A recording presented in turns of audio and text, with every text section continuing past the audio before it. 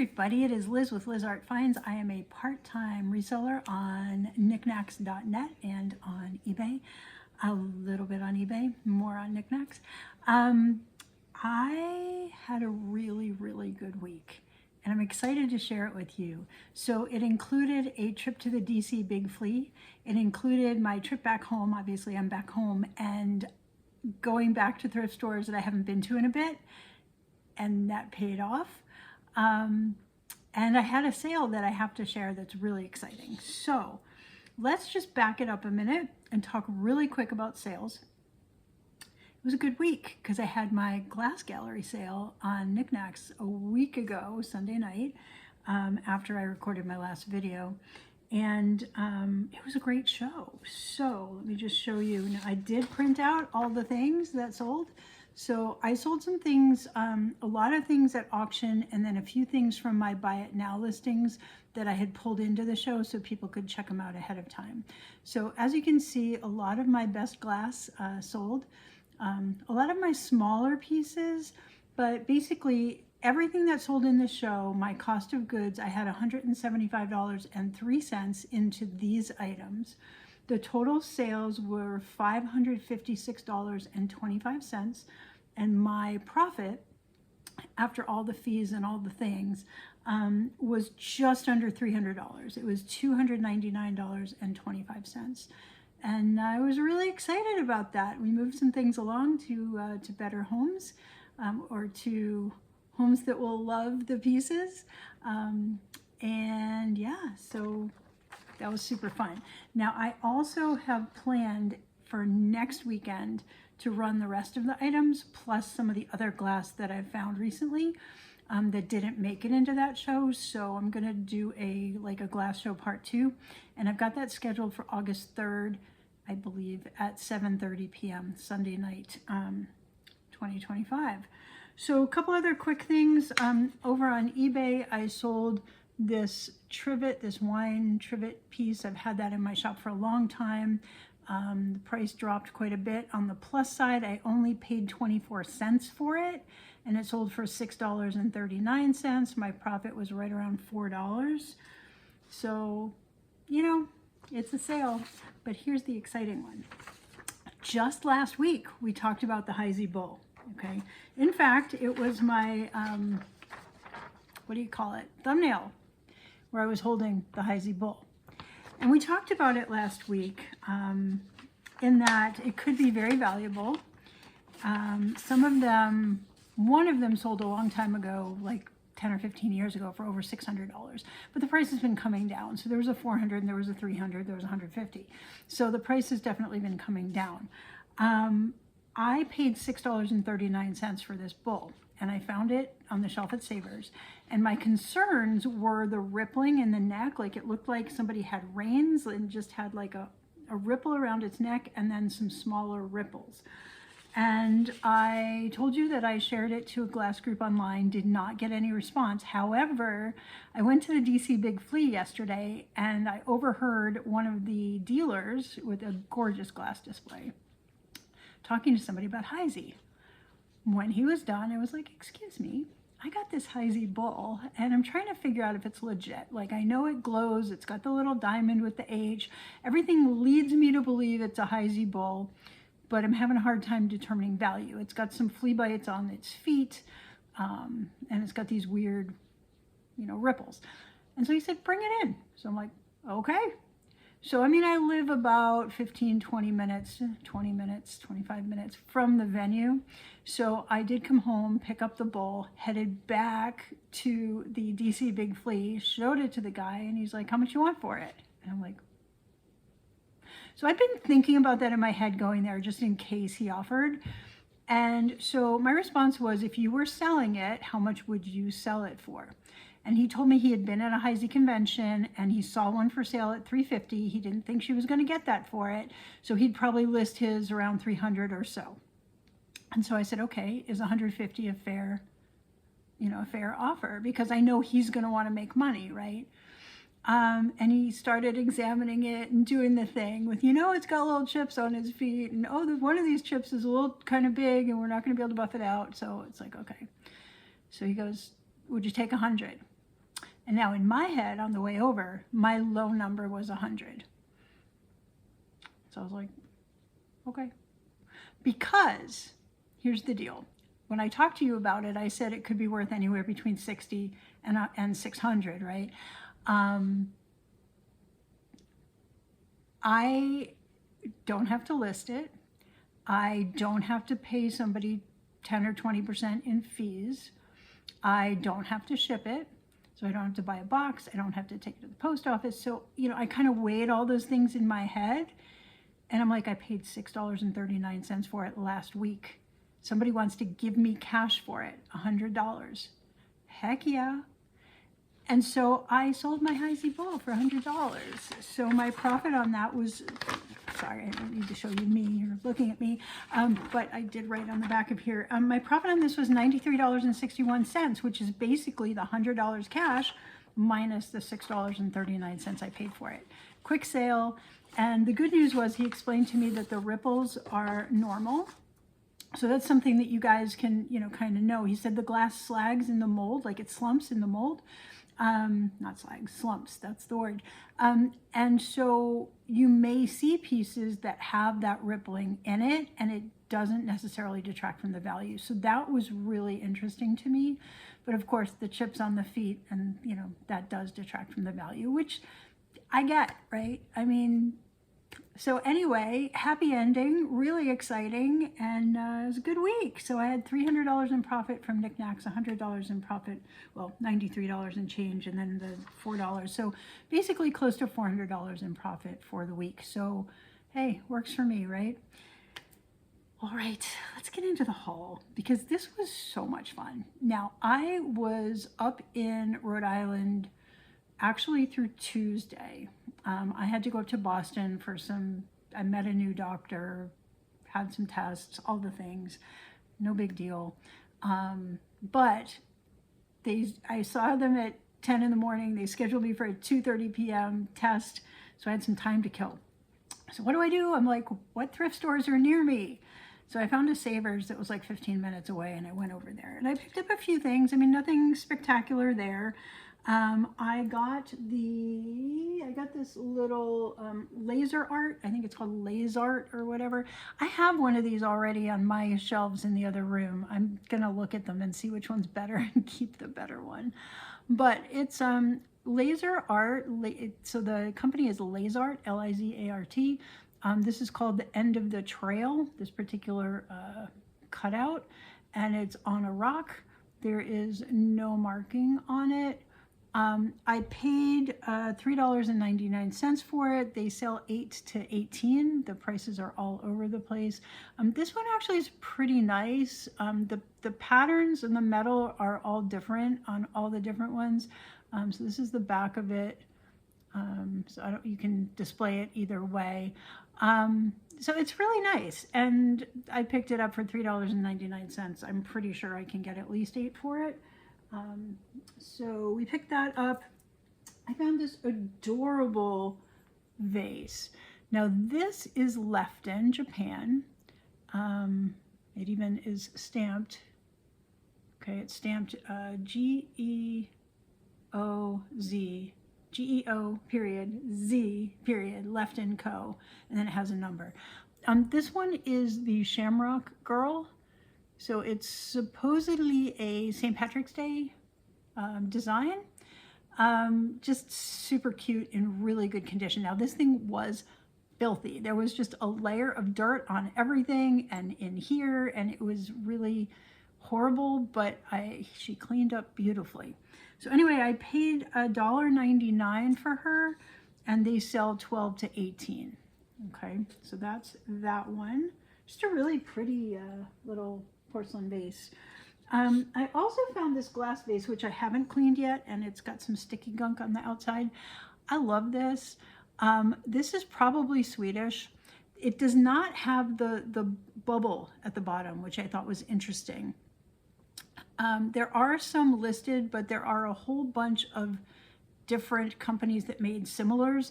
This one you can see the green comes to a kind of a point on the inside. So I did find that one.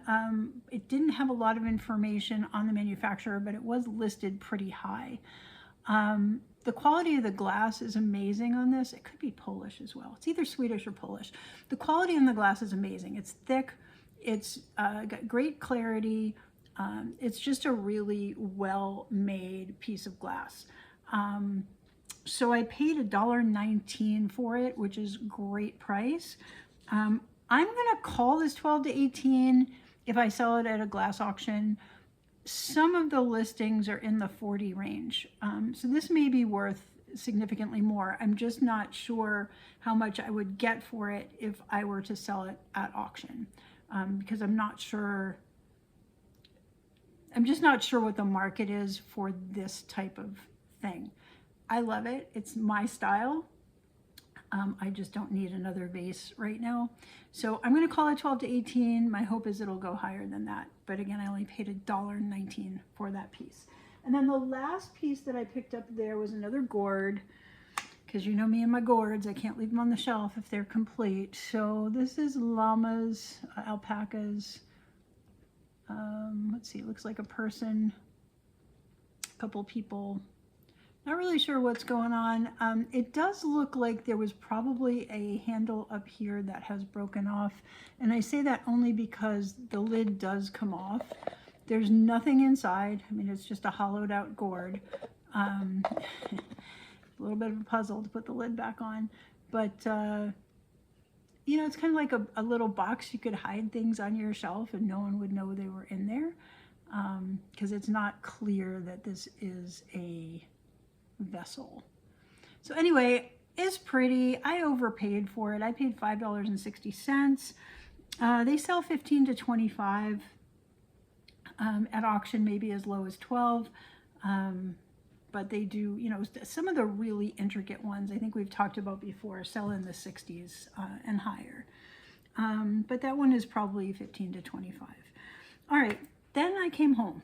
So that was on, I think it was on Monday, and then I came home on Tuesday, and I went out thrifting on Thursday. Nope, I didn't. I went on Friday, and I went on Saturday. So on Friday, I headed out to one of my favorite thrift stores, and my mind kind of, and there were things I left just because I felt like I had enough things. There were things that on other days I probably would have picked up, but I left. And then some of the things that I picked up I probably should have left, but we'll talk about that in a minute. The first thing, I'm going to start with the jackpot. This was just sitting on the shelf, you guys. It was just sitting there. Do you know what it is? So this is Kralik. It's got a little bit of an iridescent finish to it. It's got a really cool crackle finish. I mean, it's really cool. It's different than anything I've ever seen. Like the crackle finish is not all the way through the glass. It's just to the outside of the glass. And it's a really fun finish. I don't know how they did it, but it's cool. And the solds on these are 35 to 40, and they're pretty consistent in that 35 to 40 range. I paid $2.99 for it. It is a beautiful piece of glass. I'm not sure if I'm going to try to run it in the glass show I'm doing on August 3rd, or if I'm going to hold it for October for the next big glass gallery, because this is a higher end piece of glass and it's amazing. And I can't believe I just found it sitting on the shelf. Yeah. I don't know how long it had been sitting there because I hadn't been to that place in a couple of weeks, but made my night. So anyway, this is a beautiful piece of Kralik glass. Kralik is like Bohemian glass. So the Czechoslovakian area, let me just see if I wrote anything. I don't think I did, because I think we've talked about Kralik before. Yeah, I don't have anything on that today. All right, the next piece I found is a heart-shaped glass iridescent piece. Okay, this is the back. All right, so the bottom is, I mean, cut. It's not high polished, right? It's matte finish. Normally that would indicate Asia. However, I've seen listeds on these and sold that have labels, okay? And they are labeled Italy, Lavazione, so made in the style of Murano, okay? Not made in Murano, just Lavazione, whatever. I'm sure I'm saying that wrong. But that basically indicates that something is not Murano when you see that word, because it's kind of, it means like made in the style of. So this is made probably in Naples, somewhere in Italy that is not Murano. Could be Venice, I'm not really sure. I have to look at the labels on those pieces again. However, it is Italian glass. I'm pretty confident in that based on the labeled similars that I have seen. And they're basically the same piece. It's the red on the back and the iridescent white swirly thing on the inside. So that's kind of cool. I paid $3.99 for it. The solds are in the 25 to 35 range on this particular piece, so that's really cool. Yeah, so there's that. If I sell this at auction, I probably would not get that much for it. So I have to think about where to position that, how to sell it. All right, the other piece I found this beautiful iridescent glass piece. And you would normally call this fused glass, but it's not. This is just a solid piece of glass, and this is really interesting. It's a piece of glass that was designed with a pattern in it when the glass itself was manufactured. Then it was cut into a square and it was slumped over a mold. Okay, so it looks like the edges were rounded, and then it was placed over a mold, fired in the kiln to give it that little bit of a bowl shape. But nonetheless, it's a really cool little bowl. So I paid 99 cents for it. And, you know, I couldn't find this exact one online. It's probably a little more contemporary because of the type of glass, the finish of the glass. It's probably a more contemporary discovery. I could be wrong, just guessing. But I would guess 8 to 18 on this, maybe a little bit more, depending, you know, if there's a lot of people in the room at a glass sale that are interested in that piece. Okay, the next piece I found, I couldn't find much information on at all. It's similar in style to the Mats Jonasson stuff, okay, where it's carved in the back, and then it was painted, which is interesting. The glass does not seem to be as high quality as my Mats Jonasson piece. It's similar to the bear that I have that was crystal dark that did it. So I don't know a lot about this. I did a lot of research. Mats Jonasson did do an angelfish. He did a couple other fish, but the quality is just better than the quality on this. And it's a little nuance, you know. There's nothing wrong with this piece. It's a beautiful piece of glass, possibly French. I don't know. I paid $3.99 for it. I think it's probably worth 12 to 15, just because it's different, right? So I'm not sure if I'm going to hold that or if I'm going to try to run it. I have to think about where that's going to go. Then I found a couple John Perry pieces, and this is interesting, right? So of course, the one I picked up is broken. There were a bunch of them. A gentleman had come before me and taken the really good ones. I did not realize this guy was broken until I got him home and started cleaning him. But this is a John Perry killer whale, and the back of his tail, see if we can see it right there. There's a little chip off the end of his tail, which I did not see in the store. Had I seen that, I would have left it. It's got the John Perry plaque on it. And I paid $3.99, which is probably too much. In good condition, these sell for 15 to 30. He might be 8 to 12, maybe even less because of his little chip. So I just don't know on this guy. Hopefully I can get my $3.99 back out of it. And then there was this other one that looks like John Perry, and it didn't have the little thing, and I don't know if it just fell off or if there wasn't one. And then the bird shape is weird. This looks more like a hawk than a shorebird. And if you go to John Perry's website, he doesn't seem to have hawks and pheasants. He even has a comprehensive gallery. So I may try to shoot some pictures and send this to John Perry and be like, hey, is this one of yours? It's very interesting. It was filthy. You can still see some of the brown around the edges. I tried cleaning it with the toothbrush. I may need to try to clean it a little more. I thought it was interesting because it was different. It might also be facing the wrong way. I'm not really sure if he bends the other way. Oh, thunder, how special. Hopefully that does not affect our recording today. Anywho, so I paid $3.99 for it. I don't know the value on this. I'm going to call it $8, like not much, but I need to get some more information on it. Okay, then I found this amazing carved bear. Excuse me. It looks like it is the type that would have been used to make a fetish, where they would have tied some twine around it and put some precious stones and stuff. The stone is lepidolite. I'm probably not saying that right. It's a type of mica. It's got purples and pinks and grays. It's just a really nice stone. I paid $3.99 for it. The solds on these are all over the place. There was one as low as $10. There was one at $28. There was one at $36. Those are all recent solds on very similar, basically the same shape, obviously slightly different lepidolite patterns and whatnot. I think 24 is, just right, average those out.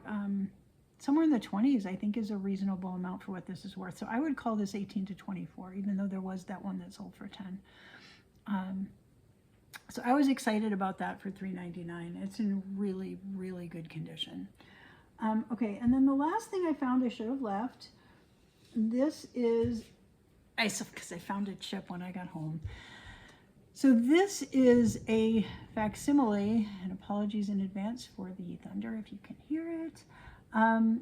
Company is called Facsimiles Ltd. They're based in Nashua, New Hampshire. And this is a reproduction, basically, of a 13th century relief. And I'm going to read the back. It says, interpreted in relief by Joan S. Diamond. This design is taken from biblical commentary, written and possibly illuminated by Solomon ben Raphael in 1299. It became custom to adorn the preliminary folios of Hebrew Bibles with the ritualistic objects that, according to rabbinic tradition, had once graced the ancient Solomonic temple. The manuscript is believed to be one of the earliest examples of such Bibles. The Hebrew script describes the depicted objects and gives appropriate biblical references. So it's really cool, right? So I paid $2.99 for it. In the non-broken ones sell for 18 to 21. Now, when I got it home and I was cleaning it, you may not even be able to see this. I'm going to turn it a little bit. When you turn it, there's a little chip right there. And this is plaster of Paris. Now, you don't see that chip when you look at it straight on, so maybe it won't make that big a deal. I think it will, but hopefully, again, someone will want to love it. I want to go back for a second and talk briefly about John Perry, because I did print out some stuff on John Perry. So John Perry, the guy that did the killer whale and the hawk that I've got, he basically has a little website, and he said, back in 1973, I opened John Perry Studio with the idea that sculpture need not necessarily be cast in bronze or carved out of marble. I knew then there were more price-conscious and accessible ways to make inspiring sculpted art. My hunch was that alternative materials and the very latest molding techniques should be able to bring sculpture within the reach of almost everybody. So that's really cool. And then he said, during the past 4 decades, I've been able to put this idea into practice, have had the satisfaction and pleasure of seeing my work find its way into the homes of literally millions of people. The forces behind my work have been and continue to be my love of the natural world, the wild creatures that inhabit the natural world, and my desire to see these creatures protected.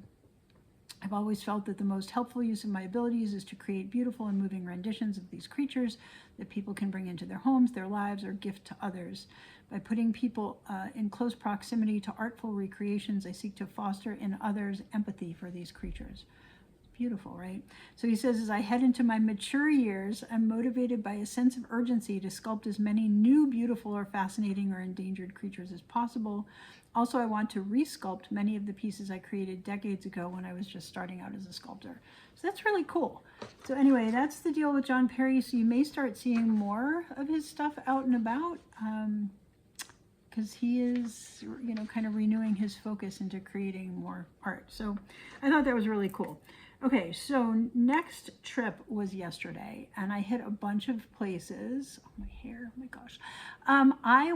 I started the morning at the DC Big Flea. Now, we talked briefly about my adventures with the bull, but I also ran through the floor to see if there was anything I needed to pick up. I only had like $50 with me. I did not want to spend a lot of money this time. And again, thunder. I don't know if y'all can even hear it. So I picked up 3 things. I got this really cool trinket dish. It is basically enamel on copper. The woman told me it was brass, but I don't think that to be the case. I paid $5 for this, okay? So it's really nice. It could be Bavano. I need to do a little research into whether they did shapes like this at Bavano. I paid $5. It's worth $8 to $15 plus. I couldn't find this exact piece or anything that size to comp it. So my guess, just based on others that I have seen, my guess is $8 to $15 on that. Then I picked up the Fenton bird. He originally had it marked 40. I asked what his best price was, and he said 20. And I'm like, well, it's worth at least 24, so sure, I'll pay 20 and have this really cool bird to show at one of my next glass shows. So this is actually signed, and it says hand painted by V. Adkins. Okay. So I did a little bit of research, and it's beautifully painted, and it's not totally clear. It's got a little opalescence to it, so I liked that about it. It made it a little bit different. So the artist is, let me just find it real quick. I think it just printed a paragraph because there's very little on the internet. So basically it says V. Adkins' full name is Valerie Adkins, formerly Valerie Gerke. And she was a Fenton artist, Fenton glass decorator, who hand-painted pieces for the company between 1986 and 1999. So that dates the piece, right? And again, thunder, y'all. So hopefully our power does not go out, because that will mess up my lighting. But anyway, we have this beautiful Fenton glass bird. So it says she signed her work with the initials V. Adkins. Many of her pieces are collectible, particularly her hand-painted bird figurines. So that is what this is. So again, I paid 20. It's worth 24 to 40. The prices are kind of all over the place. And, you know, it's hard because I don't see this exact opalescent style. I see some that are more opaque. I see some that are more clear. I haven't seen a lot of this particular one. So we're just going to call it 24 to 40 plus. The other piece I found, I was so excited, you guys. I found a paperweight in amazing condition, signed, and I learned a new artist. So I saw this and I thought it was Schmid Ray, because it really looks a lot like the Schmid Ray pieces, but it's not. And I can't find any place where he even studied this artist with the people from Schmid Ray, because they're in California, he's in Illinois. The gentleman's name is James Wilbat, W-I-L-B-A-T. So it is signed James R. Wilbat 92, and it's signed around the outside here. I don't know if you guys can see that. James R. Wilbat 92. And this is what he considers a shard paperweight. The listings on these are called mod. Oh Lord, the storm seems to be getting closer, so the thunder may get louder, y'all. Anyway, this is an amazing paperweight. I'm so excited. I paid only $15 for it. Only $15, okay? The solds, I mean, I think I can get between $55 and $65 for it. The solds on these pieces are in the $40 to $95 range. Most of them in the $55 to $75 range. Now this is staying with me. I will have another paperweight sale in November at Niknax on niknax.net. We do them twice a year. I believe the next one is in November, just in time for the holidays. So I am holding on to this. It will not be listed anywhere until we get closer to that time frame. But James Wilblatt, I only paid $15. It's worth easily $55 to $65. And it's gorgeous, and no chips, no scratches, no, like, it is in pristine condition. So I was so excited. That was my favorite find, I think, of the DC Big Flea. And that's all. I spent $40 total there.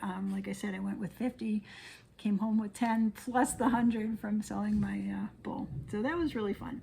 All right, then I just ran to a couple places. I did not have any major finds, and most places were pretty sparse, which was weird. This one I did not clean yet, so it still has the price on it, but I found another gourd. This was at the Animal, the thrift store that benefits cats and dogs. And it was just a cute little pear-shaped gourd, and it had monkeys on it and a bird. It had lots of fun animals. I love the carving on this. It's still got its insides in there, so it's a little shakery. I paid $4.99 for it. I still would call it 15-ish. Actually, nope, I call it 8 to 12-ish. It just depends. I think the carving actually warrants a little more on this one, so it may be more than 8 to 12. But it's just a beautifully carved and painted gourd. So we're going to add that to my gourd collection. There will be a gourd sale at some point. It may just be gourds. It may be gourds and some other things. We'll see. So then 2 more stops. Savers only had one thing, and apparently this is a piece of a bigger thing, but it's so cool. So this, the company is called Clemenson. And I'll tell you a little bit about those them in a second. Oh, I forgot something. I had information on James Wilblatt, but we'll get to him in a sec. Clemenson. So they were a husband and wife team. Clemenson Pottery, also known as the California Clemensons, was a California-based ceramics manufacturer established in 1941 by George and Betty Clemenson in their garage. They're known for their colorful, somewhat childlike, and often whimsical decorative and kitchenware items. Their pieces, especially Betty's, often feature folksy designs, bright colors, and hand-lettered mottos, drawing inspiration from Pennsylvania German folk art. Right, so that does kind of track. It does kind of look a little Pennsylvania Dutch. So many Clemenson pieces are hand-painted with details that add to their unique and charming character. Betty Clemenson's designs were particularly influenced by Pennsylvania's German folk art traditions. In 1943, they changed their name from Clemenson Clay to the California Clemensons. Some of their most sought-after pieces include pie birds, so that's kind of like a rooster, and they're like looking up at the sky. And then it says she also did a lot of wall pockets and other kitchenware. So in essence, Clemenson Pottery represents a unique blend of California craftsmanship, whimsical design, and touch of Pennsylvania German folk art influence, making their pieces highly sought after, yada yada. And so they were in operation through the 50s and 60s. So this piece, all right, I saw a picture of one surrounded by 6 small dishes. They were like heart-shaped and bell-shaped dishes making a big circle, and this was in the center. I don't know if that was the intent, because there are a lot of listings of just this piece. But you know what this is for? This is a toothpick holder for appetizers. So you, like, if you have appetizers on, like, say you have a little piece of cheese and you have it on a toothpick, you can put that in here for serving. So you would have all around the tail, you have some pieces in his head, and then you have all the pieces around the base. What a cool idea, right? I just think it's amazing. I've never seen anything like it. I kind of love it. And it was $6.99. One recently sold for $14.75. A lot of listeds, 24 to 35.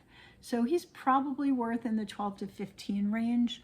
I did pay a little bit much for him, but it was a fun learning lesson. And I learned about another pottery company, and learned a little bit about a toothpick thing that I had no idea that this even existed. So that was really fun. And then my last stop, before I get to my last stop, let's just pop in really quick on James Wilblatt. He is still the guy that created this paperweight in 1992, is still making glass. So he has a website, and I apologize for bouncing back and forth. That is James. That is him at work in his studio. So this is probably an older picture. A very robust website with a lot of videos, so that's kind of fun. And it basically talks about, you know, his glass work, fusion of abstract design and playful use of color. And there's a lot of information in here about how he creates his pieces. But basically it says that he's, as early as age 10, he studied drawing and watercolor. And then he went to Illinois State University studying ceramics, got a Bachelor of Fine Arts in 1977. So he's just a couple years older than me. He got his master's MFA degree in 1980. And he's just got a bunch of stuff going on. So anyway, I would check out his website if you're interested. It's James Wilblatt, W-I-L-B-A-T. If you Google search him, you'll get more information. So just two more things. I went to one more place, and I found two more pieces. Let me find them. I got this one, and I got the other Anna Lee. So we talked about Anna Lee way back when, how the current ones are not really worth a lot of money. However, if the price is right, it makes sense to pick it up. This is last year. This is 2024. You can still buy these current, okay? Brand new, on its little foot thingy that explains the different positions that you can mold your little elf in. This is a Valentine elf. It's got little hearts all over it. I paid only $1.99 for it. It's worth probably 8 to 12. The new ones are still selling right around 16 to 18. But it's in perfect condition. You know, 8 to 12, again, $1.99. If you can get them for $1 or $2, it's probably worth picking them up. The older ones, like, do your research, because some of the older ones that are retired, like vintage, you know, old ones, are worth a lot of money. So I don't know the difference yet. I'm not a big Anna Lee person, but it's just sitting there. I have to pick it up. So it's kind of interesting. It looks like it has almost real hair, you know, kind of fun. So that wasn't the best thing I got there. The best thing I got there was I found another paperweight, and this is another new to me company. So there's no markings on it, but this style is very, very indicative of the manufacturer. So it's got these little windows cut out. It's got this really fun lamp work stuff inside. It even has some gold fleck in there. Would you believe this company is based in England? Now, that was not something that occurred to me. Like, I was not thinking England for really cool glass manufacture. But the company is called hang on, let me find it. Savja, oh boy, probably Savja. S-A-V, nope. S-V-A, Svaja, there we go. Svaja, S-V-A-J-A, Svaja. They are a UK-based glass company specializing in handcrafted, mouth-blown glass art. Now, if you look up Svaya on WorthPoint, you will find basically this exact paperweight in lots of different colors, where the inside piece is different colors. There's purple, there's blue, there's green, there's red, and they're all Svaya art glass. If you go to their website, they actually have a website. They have similars but different. They don't have this exact piece, but they do have pieces that have the satin glass finish on the outside with the cut windows with something else going on inside. So it says each piece is unique, yada yada. So this company was founded in 1999 by Christina Svajone Bobs. The company is known for its unique designs, high quality craftsmanship, and use of vibrant colors. Svaya creates a range of glass art, including sculptures, ornaments, interior accessories, etc., etc. They emphasize sustainability by using recyclable materials, which is cool, promoting renewable energy sources, and optimizing packaging and logistics. I couldn't find any pictures of the founder or any more information, but they do have a website. And again, this is another piece that will stay in my stash until the next paperweight sale in November. I paid $3.99 for it. What's weird on these is they don't have a ton of resale value. The new ones are selling over $100. Like if you were to try to buy a similar piece like this on their website today, they're like 110 to 115 and up. So they're high. The resale on these is like 10 to 18 plus, because I don't think people know what they are. So yeah, let's call it 12 to 18 on this guy for a glass paperweight show. I love the little gold flecks in there. That might be a positive thing.